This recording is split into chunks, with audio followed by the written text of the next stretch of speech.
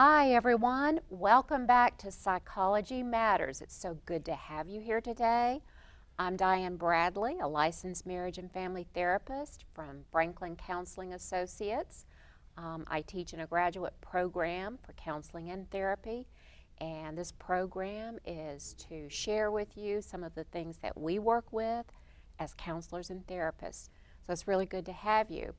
And today, I'm so glad to have a good friend of mine, Dr. Randall Phillips. Hi, Dr. Bradley. And you can call me Dianne. How Please about call me Randy. Great. Yeah. We like it that way. Me too.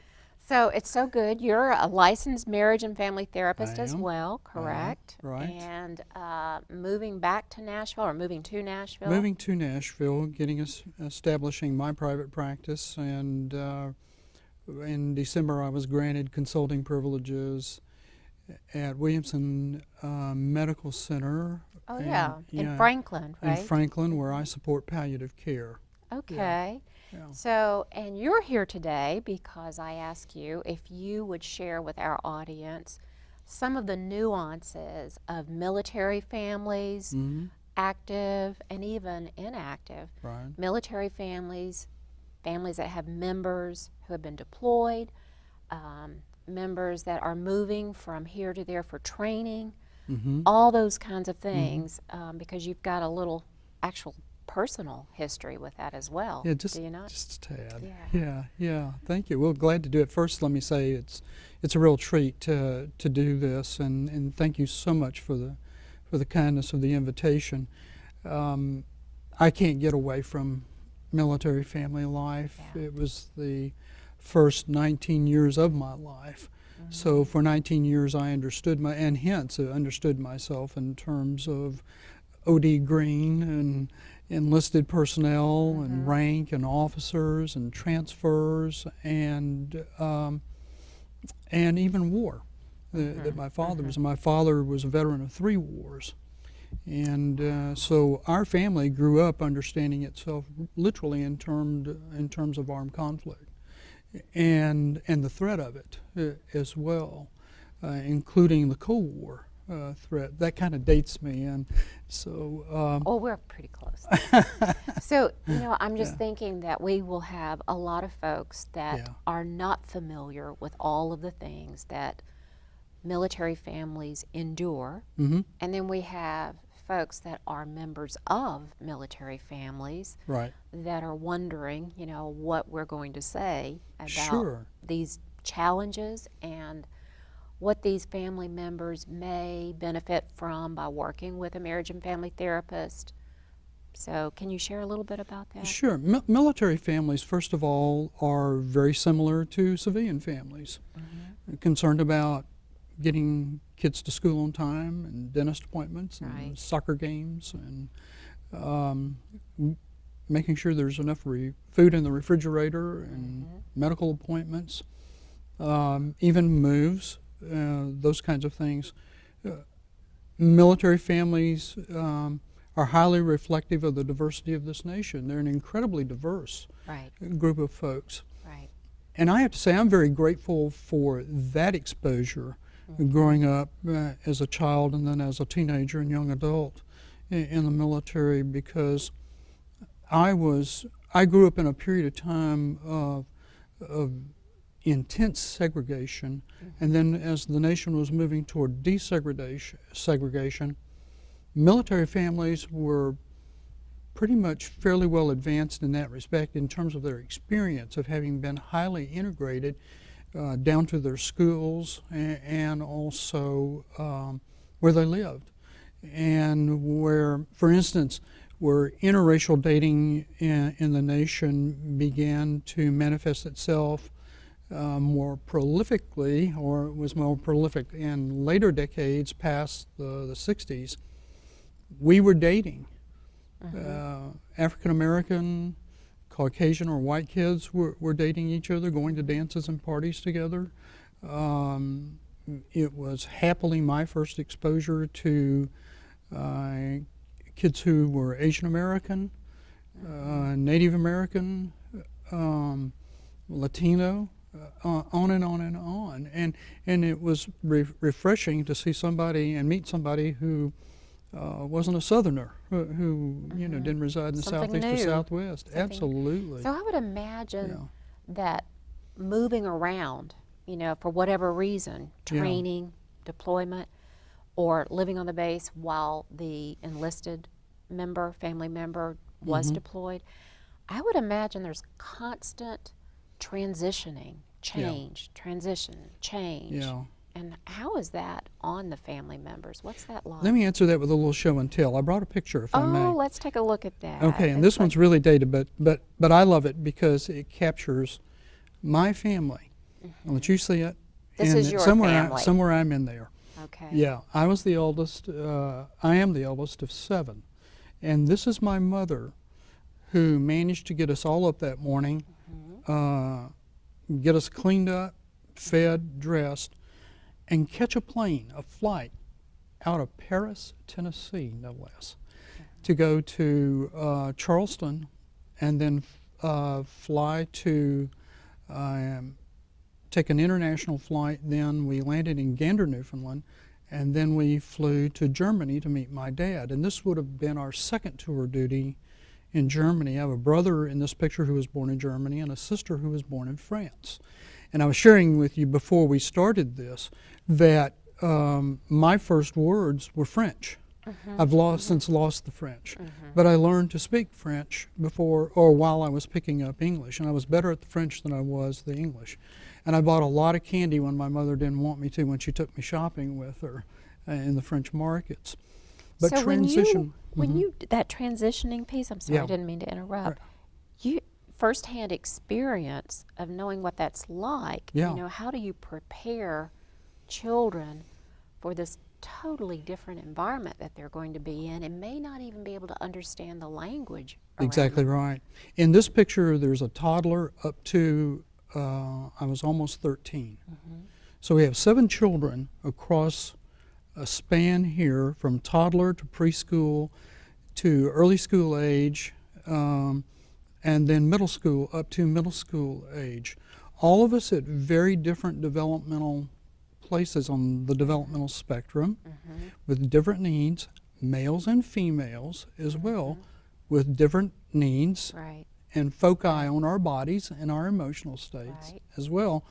And my mother has to herd this bunch of cats all the way, you know, to Europe. And you're right. And then we're plopped down. And though it was Europe and predominantly Caucasian, we were beset with a different language, which we had to learn on the fly, different foods, and customs. There were implicit rules and explicit rules, which we know in families exist also. What you're told, and then what you just you're supposed to know. Exactly. And that's true in the military. There are those rules that are written, and then there are those unwritten rules about our behavior, who talks, who doesn't talk, you know, when to speak, when not to speak, how one behaves in the presence of our elders was still, you know, similar to the expectations of kids who were from civilian families. But you are always cognizant of the fact of rank. You know, the difference between enlisted and then also between officers as well. But the transitioning could still feel abrupt to children. And if you're a toddler, you're only going to understand so much. What you're going to experience as a toddler, as an infant, is the disruption in schedule. And if there's an extra caretaker, adult taker that's removed. Now let's graduate that and grow that up a little bit. The same way with a preschool age child or early or young school age child, if that parent, uniformed parent, is deployed, then you have that missing adult agent who can provide discipline, who can help with the baths, maybe, and somewhat maybe with the cooking and the feeding and helping, just helping keeping the trains run on time. You can imagine with 7 kids, you know, this is a big long train. Throughout the day. Not all families were as large as ours, but so the emotional spectrum is quite broad. And how do you take care of all of those differences? That's the job. So you know, I don't know about you, but I've had clients that I've seen, often couples where typically the husband, but it's not always the husband, sometimes it's the wife or even both. And both now. Go away, you know, they're serving their country and gone for a while. And so the family adjusts around that difference. So daddy's gone. Right. And then he comes back. Yes. And then there's another adjustment, and no one's moved Correct. in that case. Yeah, and in the event of, let's just say, let's think just a little traditionally for the sake of conversation, that dad has been the one that's been deployed or has been transferred, and he's gone in advance of the family to establish himself, and then there are, because maybe there are needs that need to be taken care of, you know, with the family. For instance, maybe we got a couple of high schoolers or a high schooler that wants to finish out high school, go to prom, big event, you know, in a teenager's life. And in the event where both parents move off, then maybe sometimes they stay with friends or they'll stay behind with grandparents. And then grandparents, you know, find themselves, you know, with an adolescent that they thought, hey, I was through with this, you know, a few years ago. It could be that there's property to dispose of as well. The same thing that any family going through a transition, but sometimes it's the windows in which a military family has time to adjust, break the news to their children, and then begin to deal with their reactions, and then any fallout, should there be some fallout, you know, with respect to the change. Yeah, maybe a drop in grades, little things or little challenges now present themselves as big challenges to the child, and there's some over-the-top reaction. You know, if those things become much more acute or chronic, then it's probably a tip-off. It's time to talk to somebody. Yeah, that's such a good transition right there. So when we do have these folks, families come in, and I'm sure you've had that, what do you hear on the front end when someone comes in, you know, they finally decide, we've got to talk to somebody about this, this is too much. And let's say they come into your office. What do you typically hear? What do they present, or what do they say, this is why I'm here? Well, if I may, and keep me honest and help me respond to that, I think the place I want to begin is the perspective of a family therapist. Okay. In traditional psychology, the emphasis for longstanding emphasis and focus has been on individual differences. Right. Those are very important. Okay. But from the behind the glasses or through the eyes or lens of how a family therapist would view such, is that we don't see the person who's been identified as the patient as really as the patient. We see that person as part and parcel of this entire experience, this context called the family. And everybody's a player, and everybody is party to what's going on with that child or those children, or maybe that marriage as well. It doesn't mean that they're culprits or that they, you know, that they should be convicted of some wrongdoing or that they're necessarily mentally ill. But they're impacted. They are impacted. They are touched by it. Everybody cannot not be touched by that. So a sibling understands that little brother is presenting with some regressive behavior. Let's say their parents are observing bedwetting again, and they thought that was going, you know, time. And then now maybe there's bladder and bowel control issues at school. Or let's go the other direction and say that somebody is having trouble staying in their seat at school. They've got a little bit more energy than the teacher has time to allow for extra airtime for that kid. And one of the trip-ups or mistakes might be, from just a purely individual perspective, would say, that child is ADD. That child has ADHD. Yeah, we really do. And forget that this is a context and that maybe this child is grieving. maybe this child is angry. Maybe this child has the mistaken belief that Daddy went away because I made him angry. You know, Mommy's crying because I did something to upset her. Right. As you know. Right. Right. Yeah. So am I getting honest? Yeah. And you know, as you're talking about that, I'm thinking about also the severe impact that has on marriages, and therefore parenting and what the child may experience, you know, with the strain that puts on the marriage between mom and dad, or, you know, the parents. Throughout my father's career, 3 years in the Navy and then 20 plus years in the Army, there was this phenomena called training exercises or war games or going to the field. And that usually was a 30-day excursion. And my dad retired as a first sergeant. And he was all first sergeant. And so when he left and then came back home, he expected every one of us to be behaving and in lockstep the same way he left us 30 days earlier. Well, my mother, recognizing that we were children, you know, would take a little bit of the glue, just a little bit of the pressure off, and then, what do you want for dinner tonight? And then there was total chaos among 7 kids. You know, it could be everything from Cheerios. I want French toast. You know. Yeah. Well, Very different than when cheese. Dad's there. Are you kidding me? Oh my! You know, and I'm serious. It was appear at the table with your shirt tucked in, your hair brushed, hands and face washed. You know, when Dad was away, you were lucky, you know, to get everybody there in their underwear.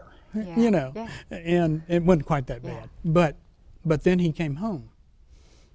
A little bit of tension then? It was, there was tension between the two of them. You let these kids run wild. You let them just do anything. And she would remind them, these are my children also. They are not your recruits. They are not your trainees. That's got to be a hard transition for the dad or the enlisted one as well. Well, and here's something too that's really important. These are 2 adults who've had 30 days, and then in many cases, if deployed overseas, for several months to a year or more of physical separation. And so that impacts their sex life. It impacts, you know, how and the ways they get to share moments of intimacy. There's only so much you can do over Skype. And I don't mean to be flippant, but you know, and but really there's communication. and text, you know, and email. And so here are these 2 people who have a reentry issue, you know, with respect to, you know, sharing, you know, physical moments, you know, emotionally charged physical moments as well, and then getting their head back to the kids, getting their head wrapped around on the discipline again. You know, for instance, take the 13-year-old in this picture. You go away, that kid's 14 now. But let's suppose that kid is 17 when you go away and you come back in about 13 months. That kid's an legal adult and quite likely has graduated from high school. That's what happened to me. And I had my own ideas about what it meant to be a man. I had my own ideas about what it meant to be an adult. And I was staring Vietnam in the face. My dad had just got back from Vietnam, and I was staring the prospects of being drafted and going to Vietnam, and I was thinking about, you know, I might want a different life. So when you go away and come back to that, that's not Christmas. That's not necessarily a heartwarming moment. That's reality. And that's how transition and developmental changes systemically impact family. Family therapists get that. They understand that. So that a father might be looking at an 18-year-old son saying, why, he's just wild. He's lost his mind. No, the kid just grew up. He's growing into his own or trying to find his own, you know, as well. So let's, if you don't mind sharing, I'm sure there's a lot of people that wonder what a session would look like. Let's say you have a family. And this has happened. And someone's come back. Let's say it's the dad. He's come home. And he has served. And let's say he's seen some pretty hard stuff on Right. top of that. So we've got, maybe Yeah. PTSD, we could have moral injury, we could have just a lot going on.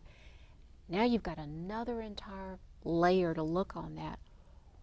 What do you do as a family therapist?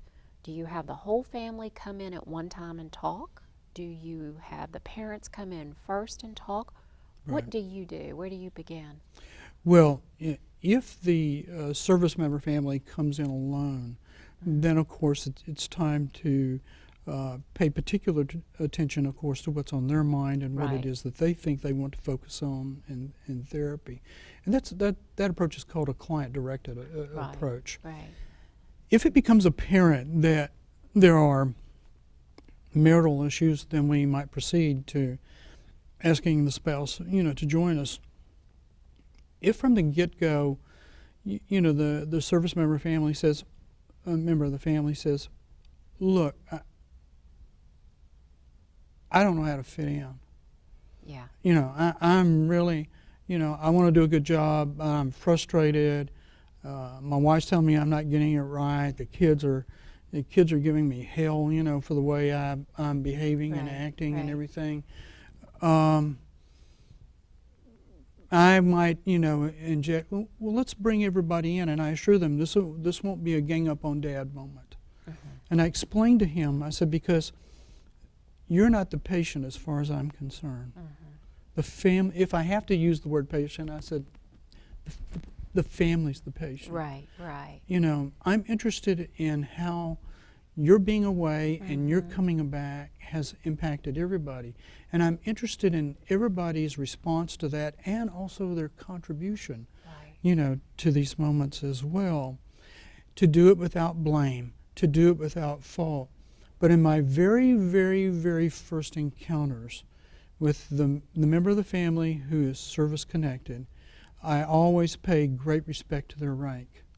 I always, again, maybe that's because of the way I was raised, and Well, if it's and that's what you call sergeant joining. or first sergeant, yes, Connecting with him, yeah. and this may sound like a disclaimer and apology to all the family therapists out there. I'll never get it right to suit all of them, because we're such a good, in a good way, a good opinionated group. So the modality for me, yes, is to join and accommodate, and that should sound very familiar to any well-educated and trained family therapist. Right. But I come from a very genuine place of wanting to pay due respect to that rank. Right. They earned it, Right. Right. and I start from a place of respect, and then I let them seize the moment and tell me, no, call me Ted, or call me Gloria, or fine, and I in turn reciprocate and I say, call me Randy. Yeah. That's fine. If they insist on calling me Dr. Phillips, I don't correct them. Yeah. They didn't come there for correction. Right. They already feel like, that they're under enough close scrutiny, so they've got enough self-blame and enough pain going on that they don't need me heaping on anymore. And I would imagine it's pretty hard to talk about anyway. Oh, yeah. And, for my father was, let me show you this other picture, if I can do this. Can I hand that to you for just a second, Donald? Sure. Yeah. This is my dad. And Pretty this old was, picture there. yeah, this was after Korea. And I'm going to turn this around, and I don't know if you can see this or not, but I said that he was a veteran of 3 wars, World War II, Korea, and Vietnam. He started out his career in the Seabees, and he was stationed in Scotland and England, and he made airfields. He was in construction, and so he drove a bulldozer, and he made airfields, and the like. So someone that's done all of that, what we want to do, this is what I'm hearing from you. Yes. We want to, even if we don't understand it, even if we have no point of relation, Yeah. we want to be able to recognize them for what they've done, to Their value military them. service can be, forgive me for interrupting, that's why I pointed out these 3 wars. For our family and for my dad, this was an onion with some very significant layers, pungent on every layer, with substantial combat experience at each one. the unwitting, unskilled therapist intrudes on that Yeah. and attempts to lance the pain. Don't do that. Don't do that. Take time to get to know this man, take time to get to know that woman, take time to get to know that family. They have more practice at guarding and protecting their emotions than we can ever imagine. Wow. That may be the most salient point that you've made today in our conversation. So just to kind of sum things up, you know, there are a lot of similarities. They're families, they're going through developmental stages, That's exactly they're dealing right. with all the things that you deal with Money in family, issues. money issues, Yeah. everything. And at the same time, there are other issues that are hard to understand Correct. unless you're from one of these Unless families you've or you're lived it. in one of those Yeah. families, yes. And so for that reason, we want to make sure that our viewers know that we know that there's a difference and that Right. we understand all of the things that they're going through, and that a family therapist hopefully can be a good place for them to begin to work through some of these issues. I think so. Yeah. I'm so glad that you were here today, Randy. Thank you, Dianne. I'm so glad that It's you were my here. pleasure. We could go on and talk about this. I want to invite our audience to catch this episode and other episodes on Facebook. Be sure to like us at Psychology Matters TV and watch for upcoming episodes. Thank you again for joining us.